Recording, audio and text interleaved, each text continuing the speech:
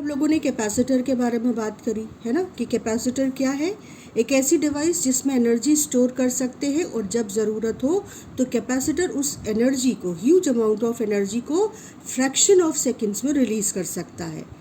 आज हम लोग डाई इलेक्ट्रिक के बारे में बात करेंगे कि कैसे डाई इलेक्ट्रिक कैपेसिटेंस को इंक्रीज़ करता है और बहुत सारे फ़ायदे देता है। इसीलिए कैपेसिटर बनाते समय उसके प्लेट्स के बीच में डाई इलेक्ट्रिक फिल कर देते हैं।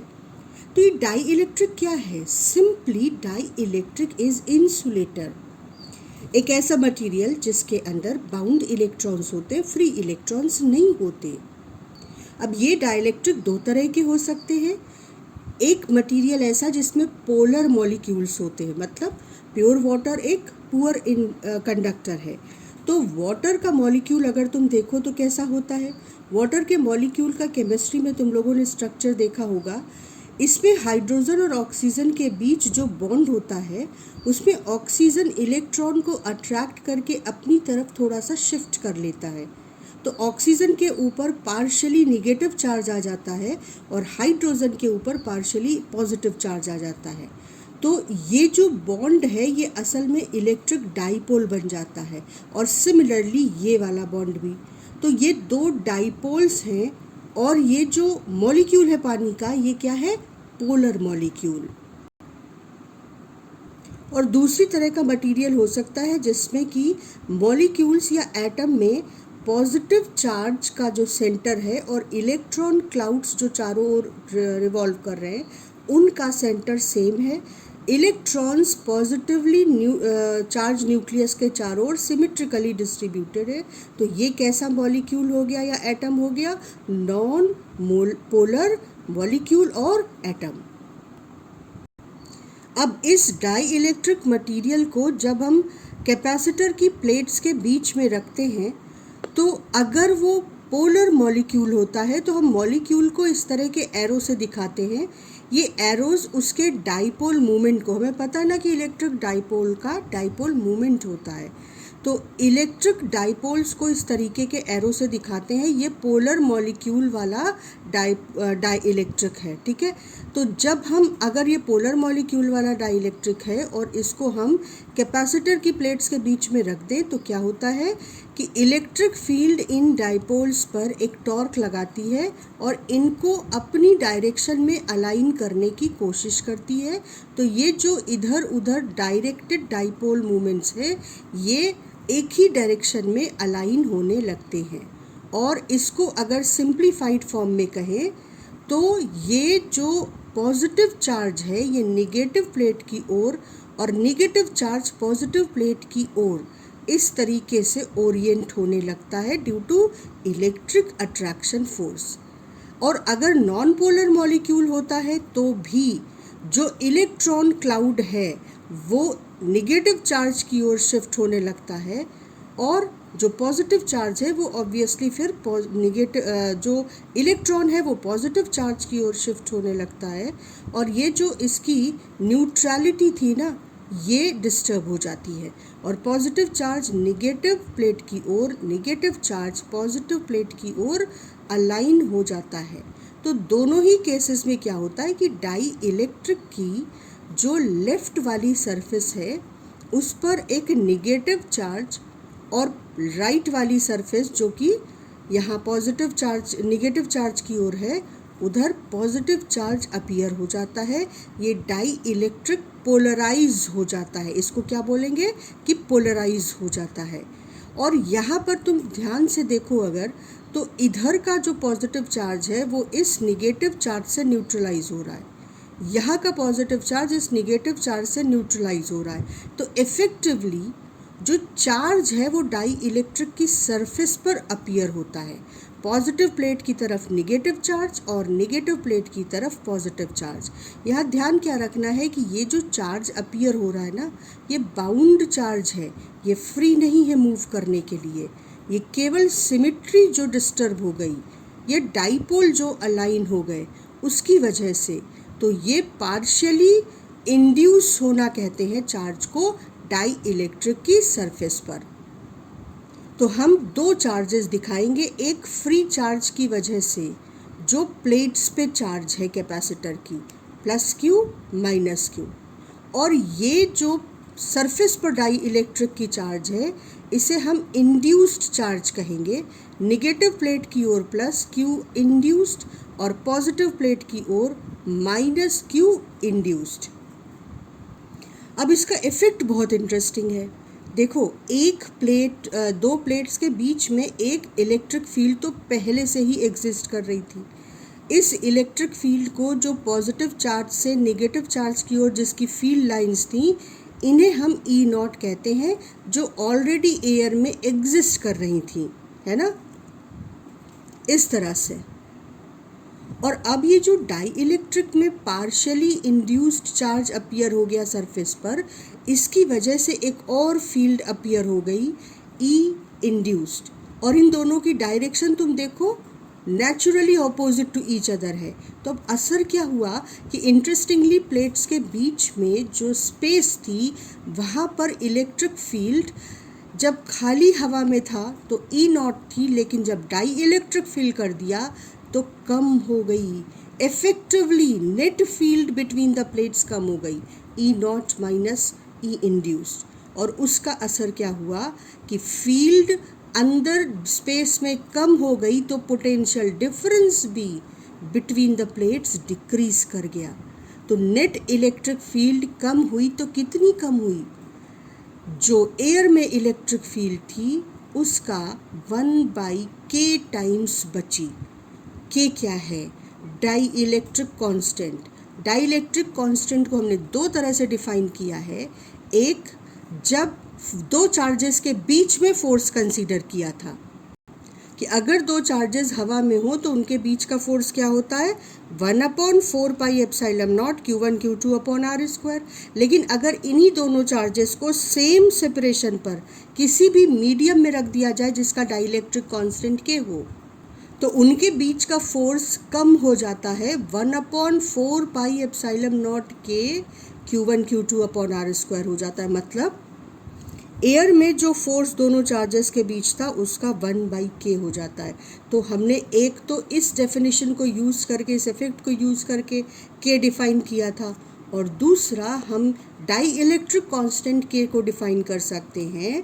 Dielectric constant is that factor by which field inside the capacitor reduces. Dielectric, and it should be constant. तो डाइलेक्ट्रिक कांस्टेंट वो फैक्टर है जिसके रेशियो में इलेक्ट्रिक फील्ड दो प्लेट्स के बीच कम हो जाती है when dielectric is filled between the plates of the capacitor. तो अब हमें एक पॉइंट समझ आ गया कि जैसे ही हम डाई इलेक्ट्रिक को फील्ड प्लेट्स के बीच में फिल करेंगे, इलेक्ट्रिक फील्ड रिड्यूस हो जाएगी, और इलेक्ट्रिक फील्ड रिड्यूस हुई, उसका असर क्या हुआ, पोटेंशियल डिफरेंस दोनों के बीच में कम हो गया। क्यों? क्योंकि potential difference is electric field between the plates into separation between the plates. ये जो फॉर्मूला है ये यूनिफॉर्म इलेक्ट्रिक फील्ड जो प्लेट्स के बीच में है उसके लिए एप्लीकेबल है। तो जब इलेक्ट्रिक फील्ड नेट E0/k हो गई तो जो हवा में दोनों प्लेट्स के बीच पोटेंशियल डिफरेंस था V0, वो भी E की तरह रिड्यूस होकर हो गया V0/k।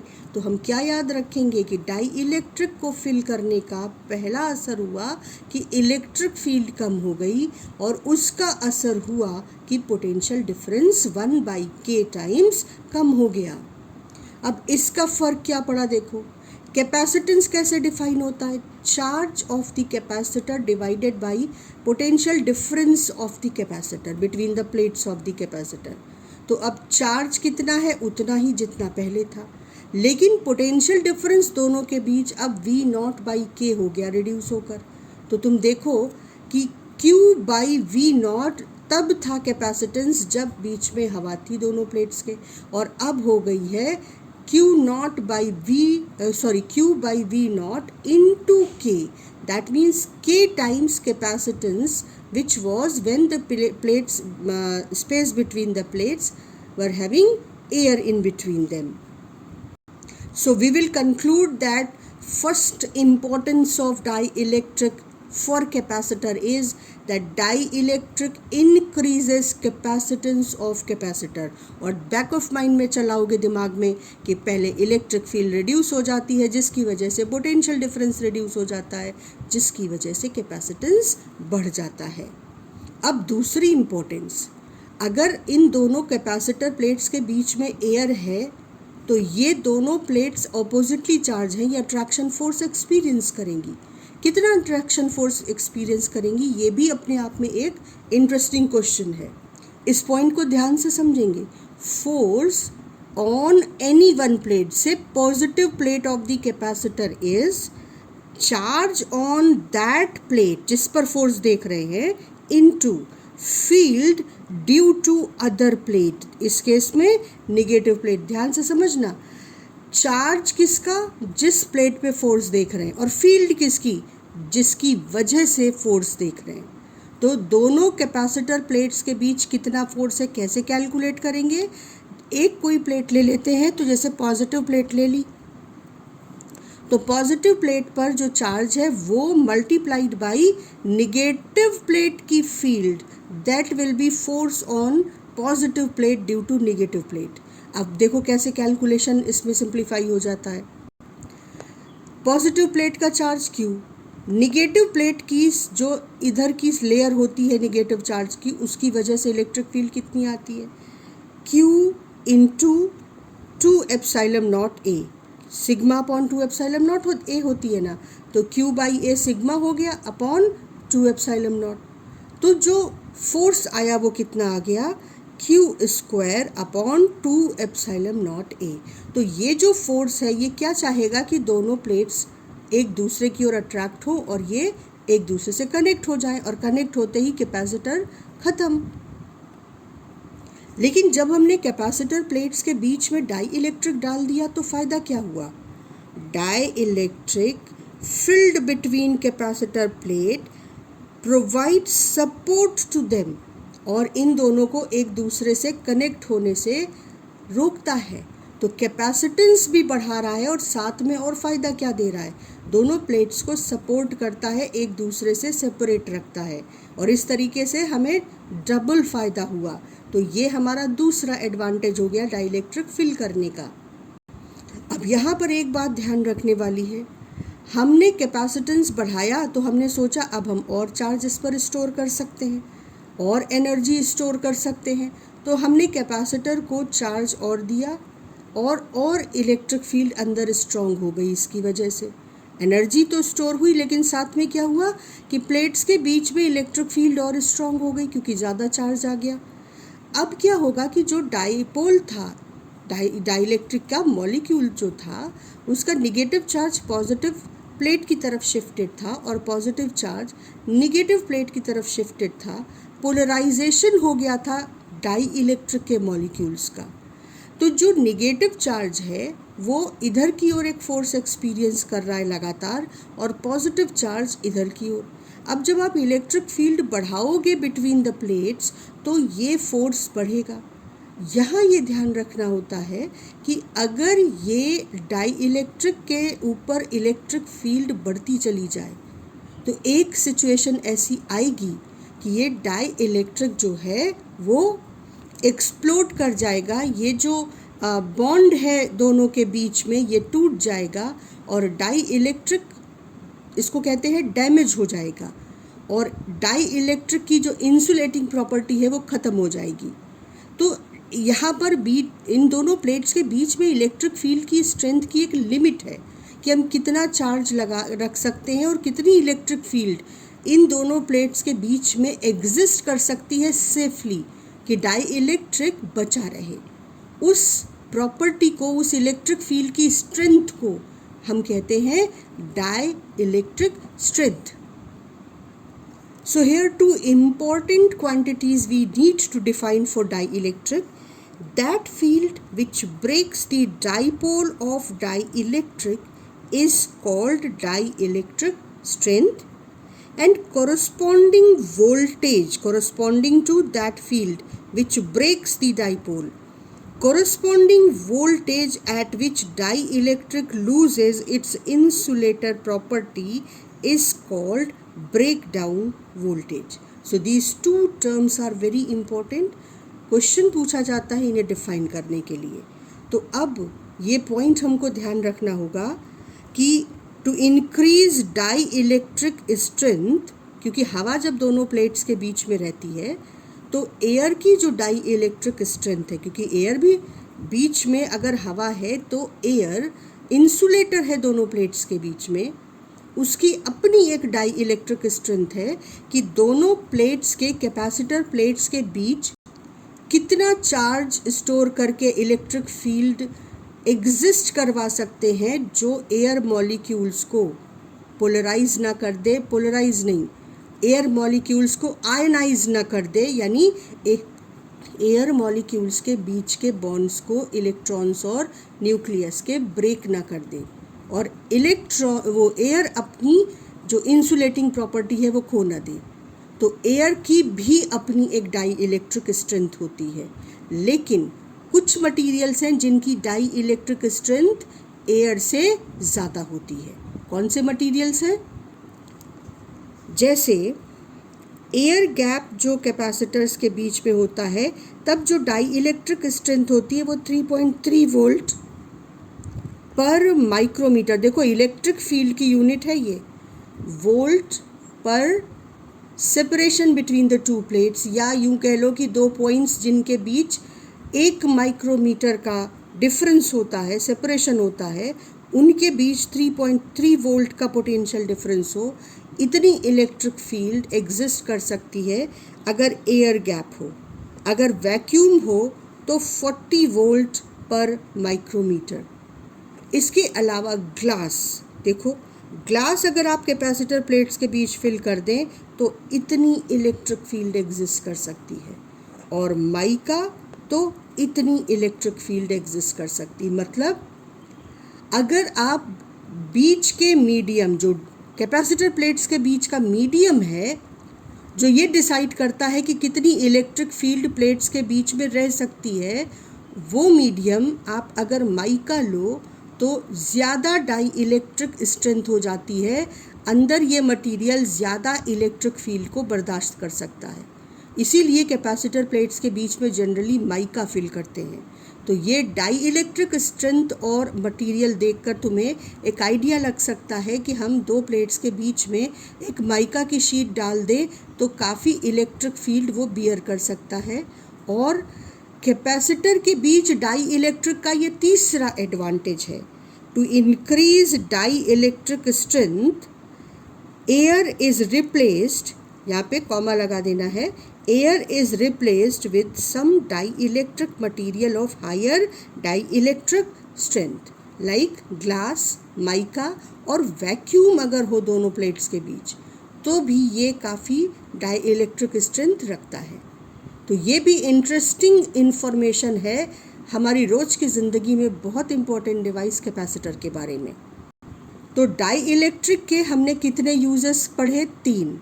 पहला टू इंक्रीज कैपेसिटेंस, दूसरा टू सपोर्ट द प्लेट्स, और तीसरा to increase dielectric strength of the medium between the plates. We replace the air with the some dielectric material like mica और glass.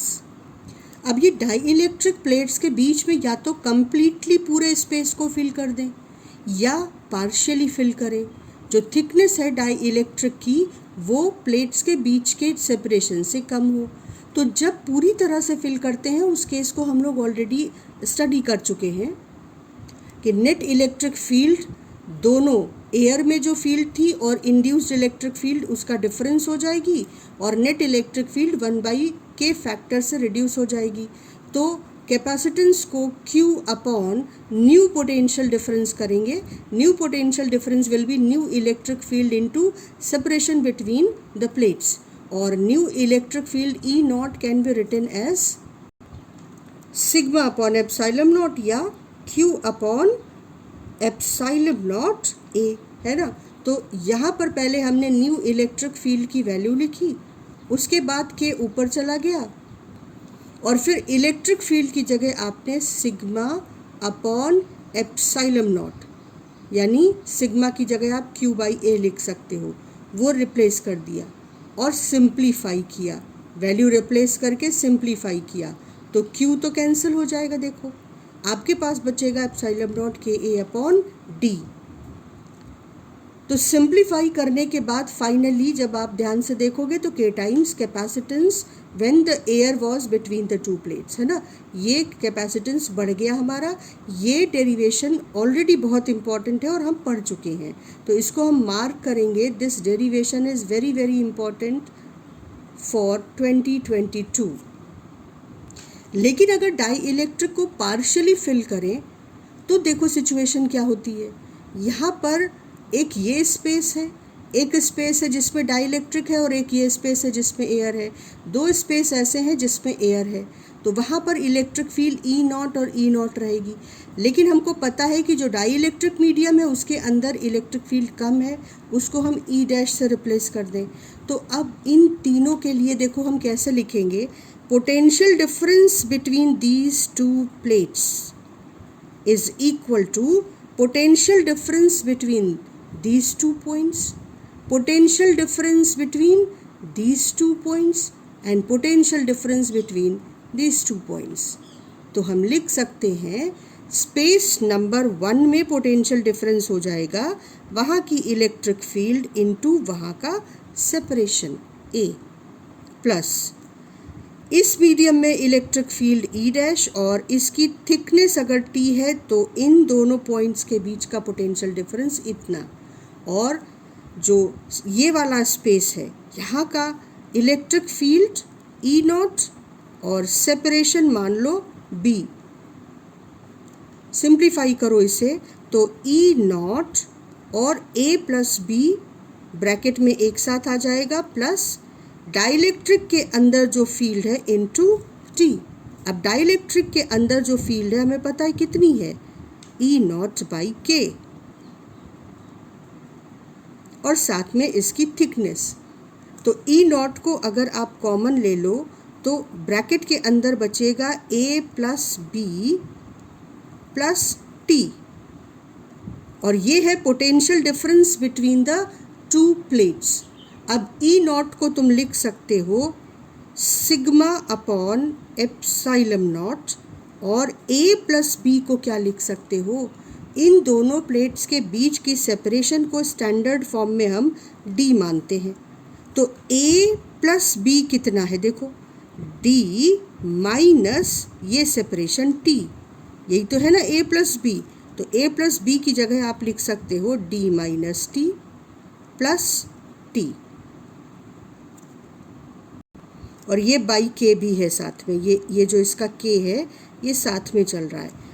तो अब sigma को आप लिख सकते हो Q अपॉन एप्सिलॉन नॉट, साथ में रहेगा Q अपॉन ए, और इधर D minus T plus T by के।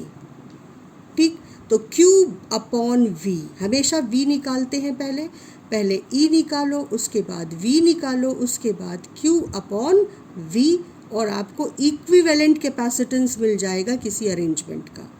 तो यहाँ पर हम लोगों ने देखो Q अपॉन V निकाला तो कितना आएगा, Q upon V is equal to epsilon nought, और A इधर आएगा, V नीचे ले जाए और ये पूरा टर्म नीचे आ जाएगा। तो ये हो जाएगा epsilon naught A divided by D minus T plus T by के।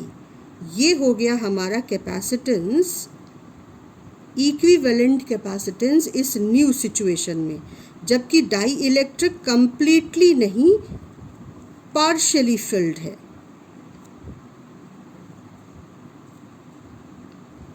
और अगर एक से ज़्यादा डाई इलेक्ट्रिक डिफरेंट थिकनेस के फिल कर दिए जाएं तो इसी फॉर्मूले को हम कैसे मॉडिफाई कर देंगे, न्यूमरेटर में एप्सिलॉन नॉट ए बना रहेगा, लेकिन डिनोमिनेटर में d minus and then instead of t t1 plus t2 plus t3 जितने भी हों वो ब्रैकेट में प्लस, फिर t1 upon k1 plus t2 upon k2 plus t3 upon k3 इस तरीके से मॉडिफाई हो जाएगा। लेकिन इस पॉइंट को, इस कॉन्सेप्ट को हमें एक दूसरी तरीके से देखना है जो हमें न्यूमेरिकल सॉल्व करने में फैसिलिटेट करेगा। अगर आप इस कैपेसिटर को ध्यान से देखो तो इन दो प्लेट्स के बीच में असल में एक ये कैपेसिटर बन रहा है, एक ये कैपेसिटर बन रहा है और एक ये कैपेसिटर बन रहा है। 3 कैपेसिटर्स बन रहे हैं। और जब आप प्लेट्स को एक बैटरी से कनेक्ट करोगे इस तरह से,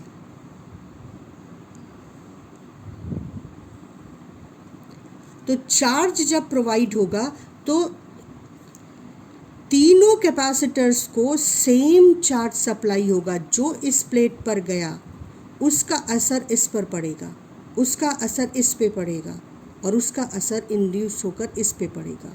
यानी चार्ज अगर तुम देखो तो सेम शेयर होगा। इसलिए ये जो 3 कैपेसिटर बने, कैपेसिटर नंबर 1, कैपेसिटर नंबर 2 और कैपेसिटर नंबर 3, तीनों सीरीज में हैं। आप इन तीनों को सीरीज में देखोगे तो इनका जो इक्विवेलेंट कैपेसिटेंस अभी पीछे हमने डिराइव किया है उसको हम दूसरी तरीके से भी डिराइव कर सकते हैं। लेकिन इम्पॉर्टेंट डेरिवेशन नहीं है, ये इम्पॉर्टेंट है कैपेसिटर को इस केस में 3 कैपेसिटर्स का अरेंजमेंट विजुलाइज करना, क्योंकि वो हमें बहुत सारे न्यूमेरिकल्स में शॉर्टकट्स देता है और स्मार्ट मेथड देता है सॉल्यूशन का। तो अब इस केस को आप कैसे देखोगे और कैसे सॉल्व करोगे? 1/c equivalent between the plates is 1/c1 plus 1/c2 plus 1/c3। c1 air है गैप के बीच, epsilon naught a upon separation a। c2 epsilon naught ka upon t, क्योंकि यहाँ पे k डाई इलेक्ट्रिक कॉन्स्टेंट वाला dielectric इन plates के बीच में मानेंगे। और c3 फिर से एयर वाला स्पेस है, तो epsilon naught a upon b। अब इनको इसमें सब्स्टिट्यूट करो और जैसे सिंप्लीफाई था सिंप्लीफाई करो तो आपको फिर से वही फॉर्मूला मिल जाएगा, पर एक नया नज़रिया मिलेगा आपको इस तरह के अरेंजमेंट को देखने का। तो जब हम इस तरह के अरेंजमेंट के क्वेश्चन सॉल्व करेंगे, जैसे एग्जाम्पल लेते हैं, ये 2 बहुत इम्पॉर्टेंट क्वेश्चंस हैं। इस केस में देखो 3 डाई इलेक्ट्रिक्स इस तरीके से फिल्ड हैं कि ये पूरी प्लेट का एरिया, ये पूरी प्लेट का एरिया और इन तीनों के सरफेसेस का एरिया सेम है। और इस केस में ये 2 डाई इलेक्ट्रिक इस तरह से फिल्ड हैं कि ये पार्ट, ये एरिया इस प्लेट के इतने एरिया को कवर कर रहा है केवल, और ये एरिया इस प्लेट के इतने एरिया को कवर कर रहा है। मतलब एरिया दोनों सरफेसेस का सेम नहीं है। ठीक, तो दोनों केसेस को आप कैसे विजुलाइज करोगे? सबसे पहले इसे देखते हैं। इसको आप जब बैटरी से कनेक्ट करोगे तो हमेशा जिस लॉजिक को मैंने कहा है, देखो क्या तीनों सेम चार्ज शेयर करेंगे?